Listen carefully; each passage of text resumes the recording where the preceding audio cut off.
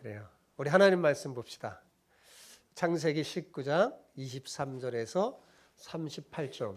좀 길지만 저랑 함께 한 절 한 절 교독합시다. 창세기 19장 23절에서 38절. 자, 제가 먼저 읽겠습니다. 롯이 소알에 들어갈 때 해가 돋았더라.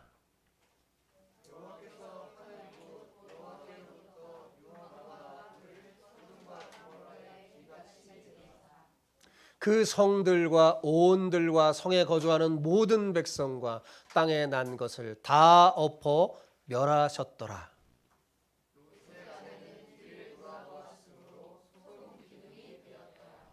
아브라함이 그 아침에 일찍이 일어나 여호와 앞에 서 있던 곳으로 이르러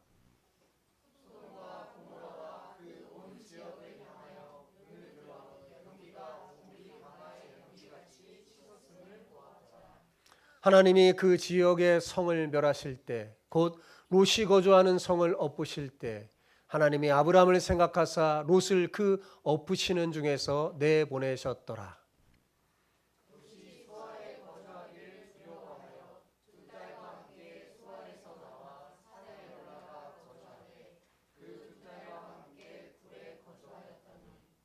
큰 딸이 작은 딸에게 이르되 우리 아버지는 늙으셨고 온 세상의 도리를 따라 우리 배필될 사람이 이 땅에 없으니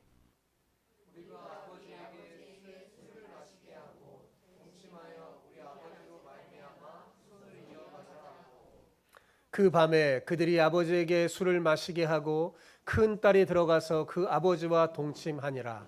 그러나 그 아버지는 그 딸이 눕고 일어나는 것을 깨닫지 못하였더라.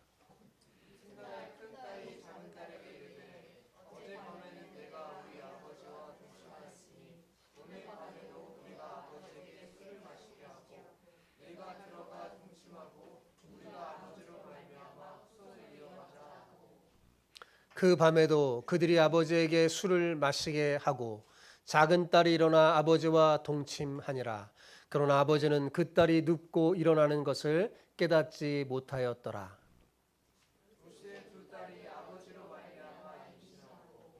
큰 딸은 아들을 낳아 이름을 모압이라 하였으니 오늘날 모압의 조상이요. 작은 딸도 아들을 낳아 이름을 베남미라 하였으니 오늘날 암몬 자손의 조상이었더라. 아멘. 내 안에 있는 소돔을 태워버리라 라는 제목으로 우리 함께 은혜를 나눕시다. 여러분, 오늘 우리는 성경에서 가장 비극적이고 충격적인 영화 같은 장면을 마주하게 됩니다. 본문은 아주 평범하고 아름다운 아침으로 시작돼요. 롯이 소알에 들어갈 때 해가 돋았더라. 동쪽 하늘에 붉은 해가 떠오르고 또 세상은 따뜻한 빛으로 물들기 시작했어요. 여러분, 해 돋을 때 장면이 어때요? 아름답죠? 예. 소돔 사람들은 아마 전날 밤에 그 쾌락에 취해 잠들어 있다가 해가 뜨자 아무렇지도 않게 지지개를 켰을 겁니다. 오늘이 어제와 똑같은 평범한 하루라고 믿었겠죠. 아무도 몰랐습니다. 그 해 돋는 아름다운 순간이 그들의 생애의 마지막 순간이 될 줄 말입니다. 그 평화로운 아침, 하늘에 찢어드는 듯한 소리와 함께 상상할 수 없는 일이 벌어졌어요. 비가 내리듯 유황과 불이 하늘에서 쏟아 내렸죠. 이것은 자연 재앙이 아니에요. 성경에 보니까 누가 내리신 거예요? 하나님이. 그렇게 화려하고 자랑스러웠던 도시 소돔과 고모라는 순식간에 거대한 화로처럼 불타 잿더미가 되어버렸습니다. 이 장면은 우리에게 충격적인 영적인 진실을 하나 던져줘요. 그것은 뭐냐면 여러분, 심판은 우리가 예상하고 준비된 시간에 오지 않는다는 겁니다. 여러분, 학교 시험은 예고하잖아요. 중간고사 학기 말 언제 봅니다. 이렇게 준비할 수 있잖아요. 하나님의 심판은 예고가 있어요, 없어요? 없습니다. 우리가 가장 안전하고 평안하다고 하는 착각하는 바로 그 순간에 하나님의 심판은 도적같이 임합니다. 오늘 우리가 읽은 이 끔찍하고도 엄중한 본문은 단순한 옛날의 재난 이야기가 아니에요. 이것은 여러분 기억하세요. 구원을 받았으나 여전히 세상의 가치관을 품고 사는 오늘날 성도들을 향한 아주 하나님의 엄중한 경고입니다. 하나님께서는 지금 우리에게 이렇게 묻는 거예요. 혹시 너희 마음속에도 소돔이 있는 게 아니냐? 그 소돔은 과연 안전할까? 우리가 죄의 습관, 세상의 미련, 세속적인 야망을 놓지 않고 있다면 바로 그것이 내 안에 있는 뭐예요? 소돔입니다. 오늘 말씀을 통해 여러분의 신앙을 잘 점검해보고 이 멸망할 소돔을 하나님의 불로 완전히 태워버리는 그런 은혜를 경험하시기를 축복합니다. 오늘 옆 사람하고 이렇게 축복하면 인사합시다. 오늘 간단해요. 당신의 마음에 있는 소돔을 태워버리십시오. 시작. 당신의 마음에 있는 소돔을 태워버리십시오. 자, 오늘 말씀 듣고 태워버리는 거예요, 여러분.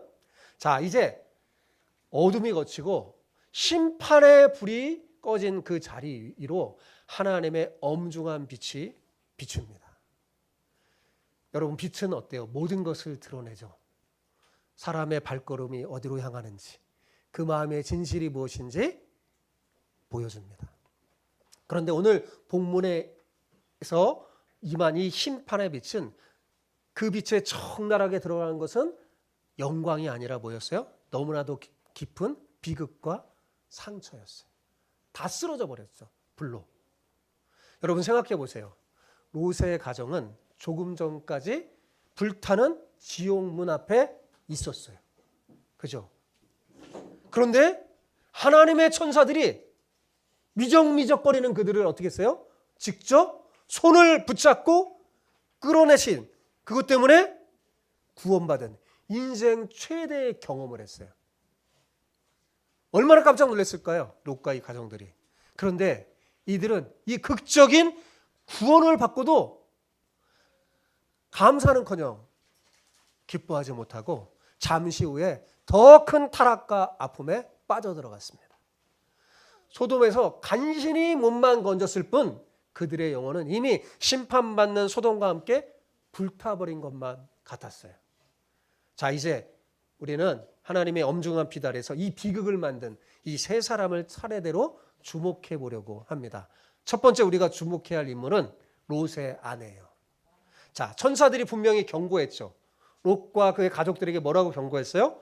돌아보거나 들에 머물지 말고 산으로 도망가라. 그래서 멸망함을 면하라 그랬어요. 자, 처음에 뭐라고 그랬어요? 돌아보지 말라고 그랬어요. 그죠? 하나님의 심판이 임한다. 절대로 돌아보지 말라. 그런데 26절의 짧은 한 문장이 비극을 전하죠. 뭐라고 전합니까? 26절에 좀 비춰주세요. 예. 롯의 아내는 뒤를 돌아보았으므로 소금 기둥이 되었더라.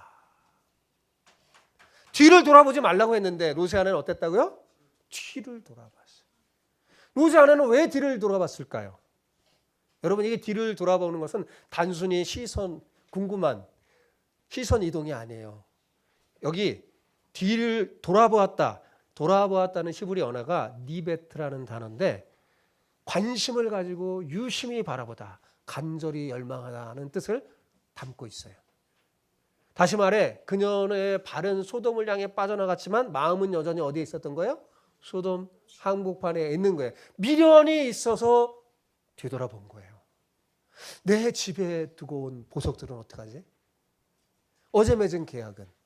내 친구들과 즐겼던 그 즐거운 파티는? 미련이 남은 거예요. 몸은 구원의 길을 지금 가고 있는데 그녀의 영혼은 어디예요? 멸망한 세상의 덫에 내리고 있었던 거예요. 떠나지 못하는 거예요.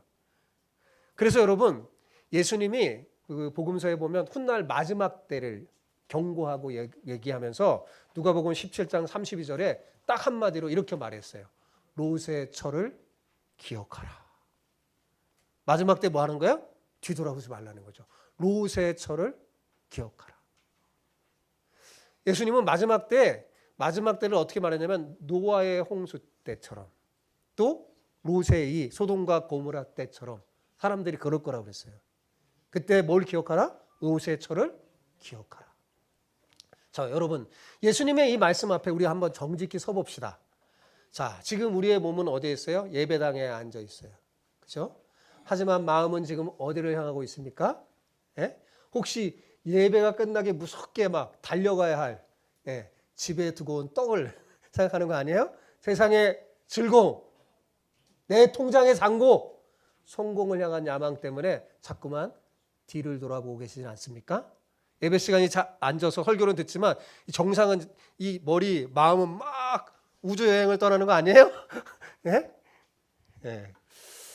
여러분, 롯의 아내가 뭐가 됐다고요? 소금기둥이 됐다는 것은 굉장히 상징적인 표현이에요. 여러분, 소금은 원래 뭐예요?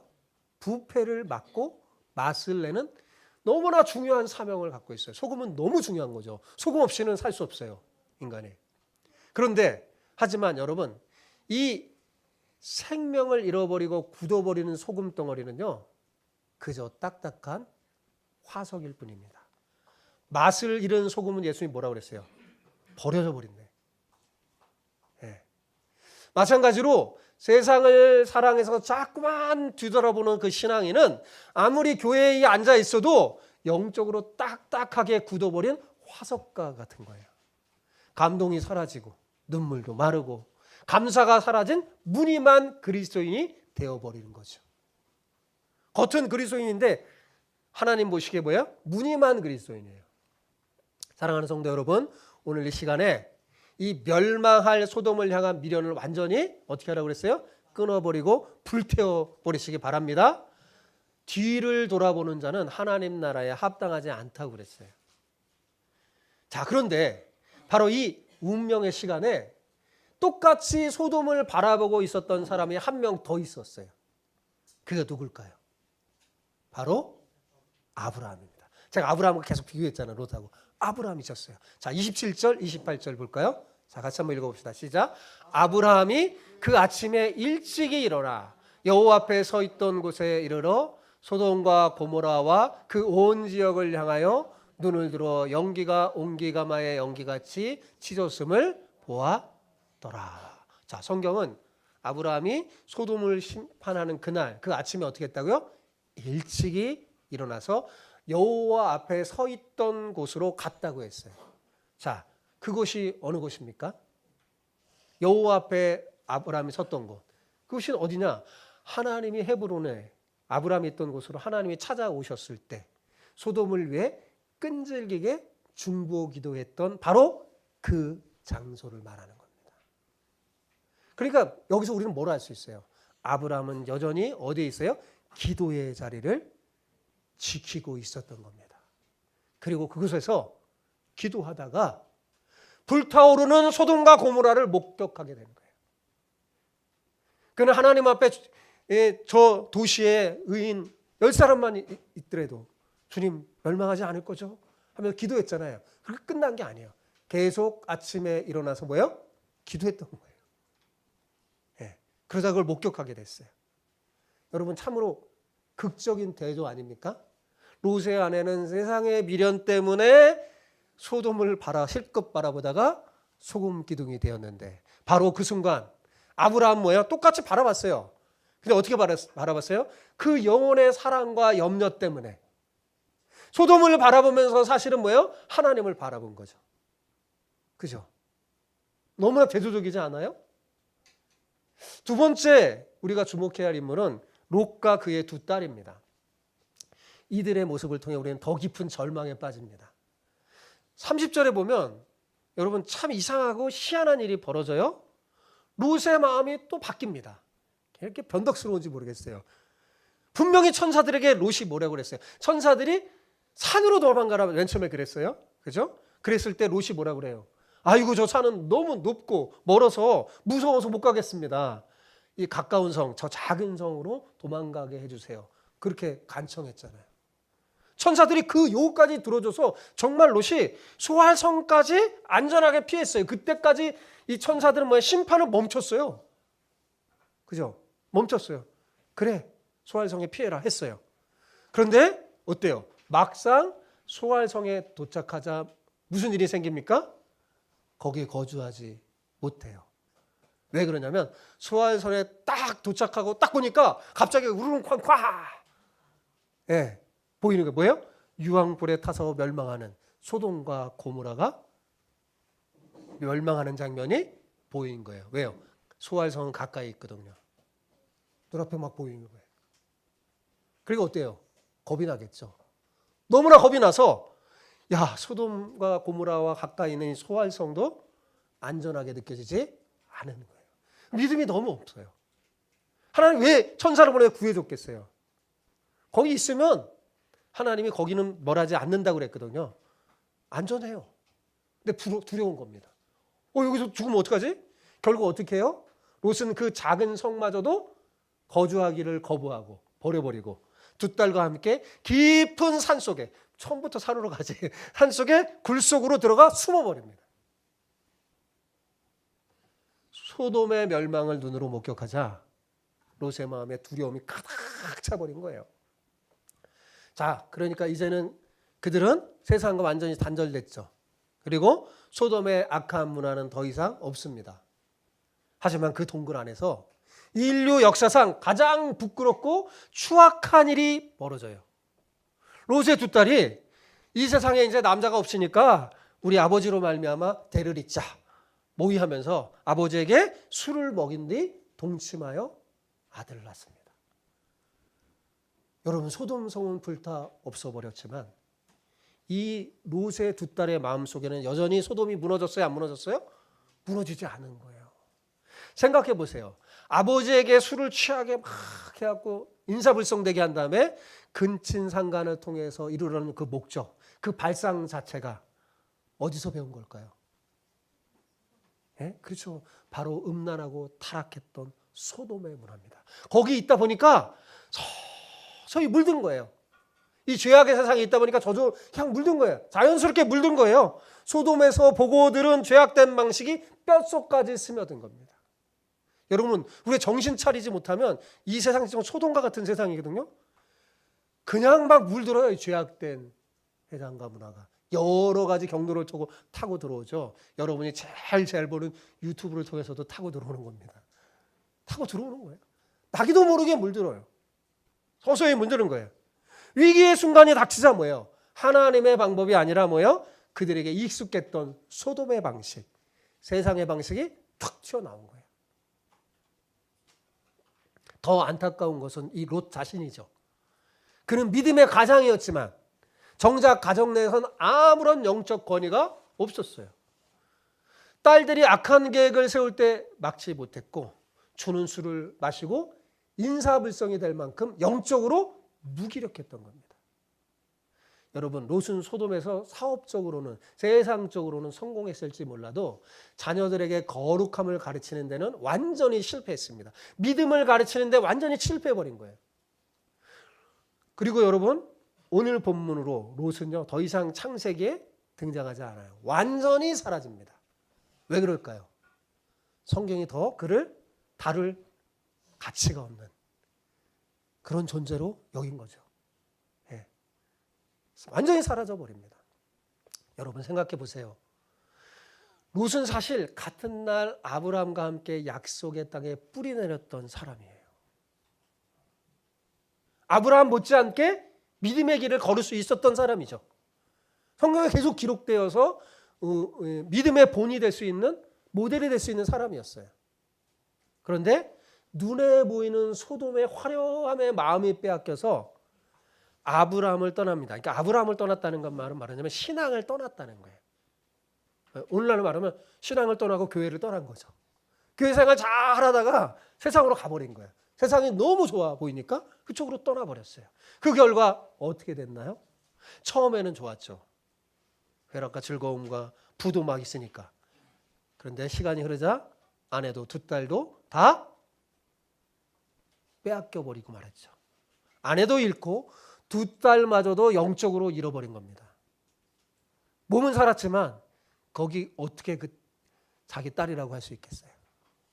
또한 평생 쌓아둔 재물과 소돔에서 얻은 성공은 유황불에 단숨에 다 사라져 버렸어요.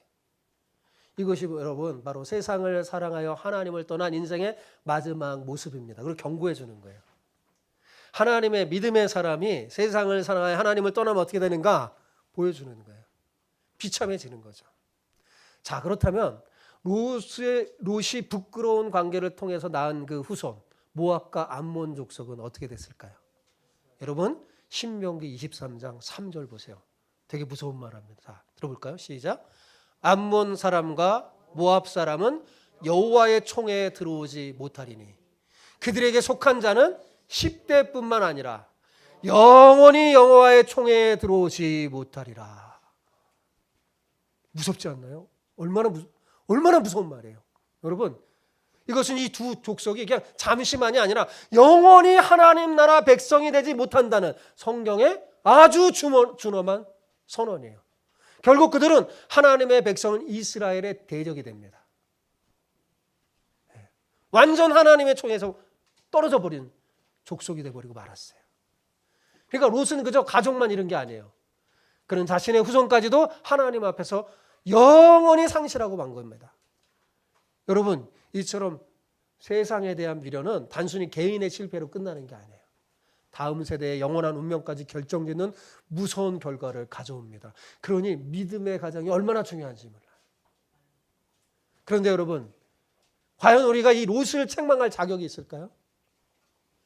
혹시 롯의 모습이 오늘날 우리의 자아상은 아닙니까? 여러분, 우리가 교회에서는 거룩할지 몰라도 교회 밖 세상의 위기가 닥칠 때 여러분의 모습을 보세요. 어떻게 하고 있나? 세상 사람처럼 술수, 편법, 인맥, 돈으로 해결하라고 하지 않나요? 몸만 교회에 와 있다고 거룩해지는 게 절대 아닙니다. 우리 안에 있는 이 소돔의 가치관, 이 세속적인 사고방식이 예수님의 보혈로 완전히 씻어지지 않는다면 우리는 언제든지 동굴 속의 롯의 가정처럼 무너지는 거예요. 그래서 제가 내 안에 있는 소돔을 어떻게 해요? 불태워버려요. 태워버려야 돼요. 아예. 그래 다시 못 가죠. 자, 롯의 아내는 소돔 기둥이 되었고 롯과 딸들은 근친 상간의 죄를 저질렀어요. 본문은 온통 실패와 절망뿐인 것처럼 보입니다. 그죠? 그런데 이 본문 안에 하나님은 이 진흙탕 같은 이야기 속에 보석처럼 빛나는 구원의 비밀을 숨겨두셨어요. 자, 29절을 볼까요? 29절. 같이 읽어봅시다. 시작. 하나님이 그 지역의 성을 멸하실 때, 곧 롯이 거주하는 성을 엎으실 때, 하나님이 아브라함을 생각하사 롯을 그 엎으시는 중에서 내보내셨더라. 도무지 믿는 자답지 않은 실패자 롯을 하나님은 왜 이렇게 끝까지 놓지 않으시는 걸까요? 성경은 분명히 증언합니다.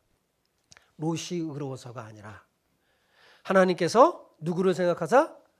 아브라함을 생각하사 롯을 건져주셨다고 말입니다. 하나님께서 아브라함이 조카 롯을 위해서 간절히 부르짖었던 그 기도를 마음에 품으셨다는 거예요.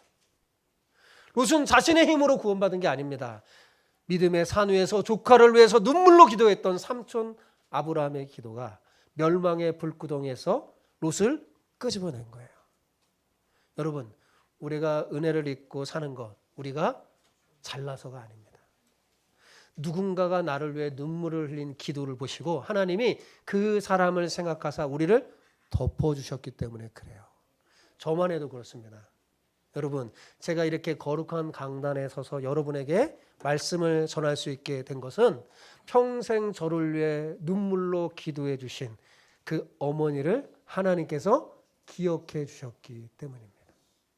그리고 부족한 이 종을 위해 여러분 기도해 주시죠? 기도해 주신 여러분 덕분이에요. 자, 그렇다면 여러분 우리 생각을 한번 반대로 생각해 봅시다.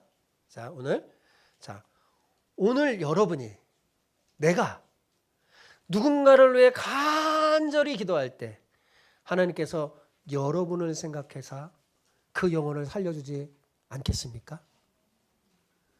여러분, 이거는 하나님이 기뻐하는 기도거든요. 내가 누군가의 영혼을 위해, 누군가를 위해서 간절히 기도할 때 하나님이 여러분을 생각해서 그 사람 만져주지 않겠어요? 그러니까 여러분이 정말 사랑하는 사람, 구원해주고 싶은 사람 놓고 아브라함처럼 기도해 보세요. 그 사람이 아니라 여러분을 생각하사 그 영혼을 만지실 거예요. 여러분, 나의 기도로 한 사람의 운명이 바뀌고 이 사회가 새로워질 수 있다면 그리스도인으로서 그보다 더 가치 있고 영광스러운 인생이 어디 있겠어요? 우리가 누군가를 위해 기도할 이유가 바로 여기에 있습니다. 이제 기도의 시야를 좀 더 넓히세요. 내 문제와 내 가정 울타리에만 갇혀서 기도할 게 아니라 이웃과 나라와 그리고 세상을 마음에 품고 기도하는 그리스도인이 되시기 바랍니다. 그것이 바로 그리스도인이 하나님 앞에서 가장 값진 열매를 거두는 일이고 하나님이 기뻐하시는 일이에요. 롯의 인생을 보면 어때요? 19장 우리가 쫙 살펴봤는데 너무 안타깝지 않나요? 하나님 앞에서 단 하나도 건진 것 없이 무익하게 끝났어요. 하나님 앞에 서서 뭘 내놓을까요 도대체? 그런데 아브라함은 정말 다르죠. 롯과 아브라함은 정말 대조적입니다. 아브라함은 어땠습니까? 그가 있는 헤브론은 저 소돔에 비해서 아주 적박한 땅이에요. 근데 그는 그 헤브론에서 오직 하나님만 바라보며 살았습니다. 물론 그도 잘못할 때 많았어요. 근데 잘못할 때 그는 어떻게 했냐? 자기의 마음을 뒤엎을 정도로 깊이 회개했어요. 자기가 잘못하고 그 잘못한 걸 깨달을 때마다 아브라함의 장점이 뭐라고 그랬어요? 빨리 회개하는 거죠. 빨리 고쳐버려요, 이 사람은. 그래서 빨리 깊이 회개하면서 하나님과의 관계를 늘 바르게 유지하는 거죠. 하나님의 관계를 회복했어요. 그 결과 그의 후손은 하나님의 백성이 되었고 마침내 그 후손을 통해 예수님이 이 땅에 오셨잖아요. 롯의 후손이 나중에 하나님의 총회에 들어오지 못한 모압과 암몬 족속이 된 것을 비교해 보세요. 아브라함이 걸었던 길이 얼마나 복되고 영광스러운 길인지 말입니다. 아브라함이 걸은 그 복된 길을 여러분도 걷기를 축복합니다. 그런데 문제는 뭐냐? 우리가 가만히 생각하면 롯을 너무 많이 닮았다는 데 있어요. 그렇지 않나요? 우리도 때로는 세상을 기웃기웃거리고 때로는 죄의 습관을 못 버려서 동굴 속에서 숨어버리는 연약한 존재들이잖아요. 솔직히 우리의 행위대로 따지면 우리는 당장 심판받아 마땅합니다. 하지만 여러분 절대로 포기하지 마세요.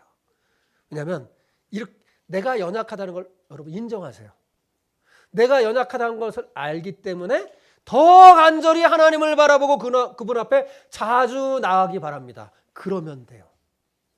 아브라함과 롯의 차이는 여기에 있어요. 둘 다 연약하고 실수덩이고 그랬어요.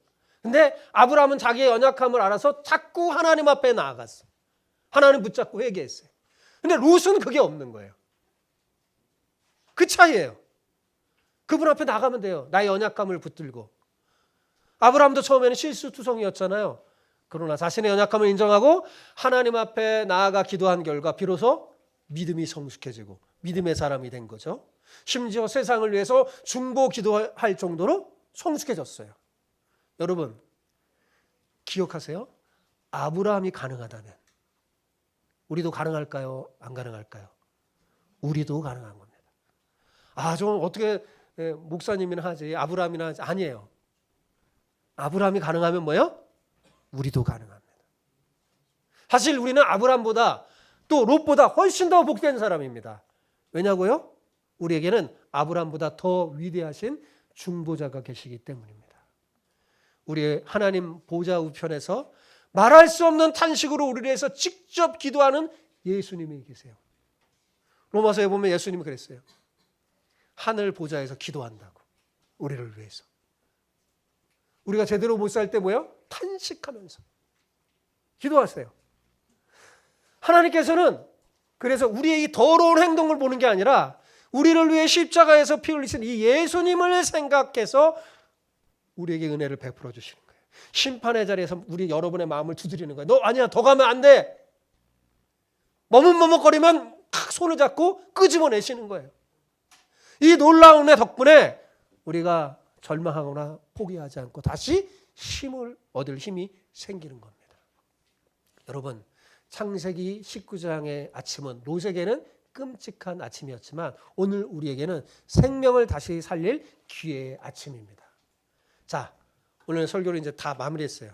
세 가지 결단을 합시다. 이제 첫 번째, 지금 당장 뒤를 돌아보는 시선을 거두기 바랍니다. 예. 앞을 바라보세요. 땅만 보지 말고 위를 보세요. 과거에 하려함, 세상에 미련한 내가 놓지 못하는 죄악의 습관들을 오늘 이 자리에서 다 내려놓길 바랍니다. 예수님을 믿기 전에 내 옛 습관들, 잘못된 그런 것들, 내 마음의 소동, 그걸 다 내려놓고 불태워버리는 거예요. 미련을 두는 순간 어떻게 돼요? 우리는 영적인 소금 기둥이 되어서 굳어버릴 거예요. 앞만 보고 십자가만 보고 갑시다. 두 번째, 두려움의 동굴에서 나오세요. 여러분, 막 두렵고 힘들어서 하면 동굴에 들어가지 말고, 롯처럼 동굴에 들어가지 말고 뭐예요? 하나님의 산, 하나님에게 나가십시오. 하나님께로 올라가세요. 롯처럼 혹시 실망감에, 실패감에 젖어서 세상 속 동굴에 숨어 있지는 않습니까? 세상과 타협하면서 은밀한 죄를 즐기는 그 어두운 동굴을 이 시간 깨트리기 바랍니다. 하나님은 여러분을 어두운 굴이 아니라 빛의 자녀로 부르셨어요. 빛의 자녀로 부른 곳이 바로 이 교회예요. 굴에 갈 게 아니라 어디로 가야 돼요? 교회로, 하나님의 교회로 가야 되는 거예요. 마지막 세 번째, 기도의 산으로 올라가세요. 아브라함처럼 말입니다. 끝까지 올라가잖아요. 그곳에 올라가잖아요. 여러분의 가정에서 여러분의 자녀 중에 소돔성에 갇혀있는 롯과 같은 영혼이 있습니까? 그들을 비난하기 전에 아브라함처럼 기도의 산으로 올라가세요. 여러분의 눈물의 기도가 남편을, 여러분의 눈물의 기도가 아내를, 여러분의 눈물의 기도가 자녀를 바꿀 겁니다. 더 나아가 하나님의 교회를 멸망의 위기에서 건져줄 생명줄이 될 것입니다. 사랑하는 성도 여러분, 우리가 이왕에 이 세상에 한 번뿐인 인생을 사는데 그 인생을 산다면 롯처럼 살아서는 되지 않지 않겠어요? 네. 아브라함처럼 삽시다. 소돔은 결국 불탔어요. 이 세상은 결국 사라집니다. 그러니 영원한 하나님의 나라를 바라보세요. 여러분 모두 자신 안에 있는 소돔을 성령의 불로 완전히 다 태워버리고 이 땅의 거룩한 영향력을 회복하는, 그래서 하나님의 나라를 확장하는 그런 멋진 사람이 되기를 주님의 이름으로 축복합니다. 아멘.